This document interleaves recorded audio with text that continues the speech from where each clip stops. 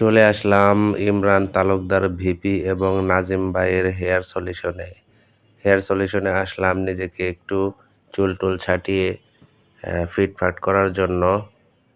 তো এর মধ্যে সঙ্গে ছিল ম্যাডাম। তো ম্যাডাম বাহিরে ওয়েট করতেছিল।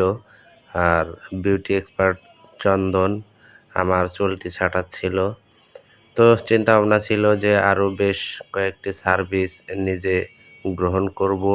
আসলে ওই দিন আমি প্রচুর ব্যস্ততার মধ্যে দিনটি কেটেছে। সময় স্বল্পতার জন্য হয়ে ওঠেনি। আসলে চন্দন অত্যন্ত নিখুঁতভাবে তার কারিগরি দক্ষতা দিয়ে সে কাজ করে থাকে। তো আমার ভালো লেগেছে চন্দনের সার্ভিসটি।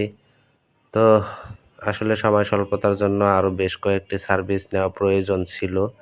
তো প্রয়োজন থাকা সত্ত্বেও নিতে পারিনি।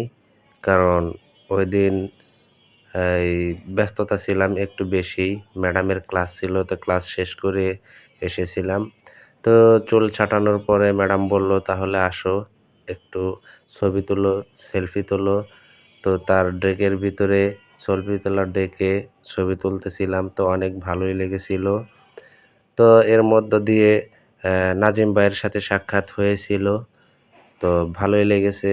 তো এটা হেয়ার সলিউশন। তো আপনারা যদি কেউ ইচ্ছুক থাকেন তাহলে সেনা শপিং কমপ্লেক্সে আসতে পারেন ইমরান তালুকদার ভিপি এবং নাজিম ভাইয়ের হেয়ার সলিউশনে। তো ভালো থাকবেন সবাই। আল্লাহ হাফেজ।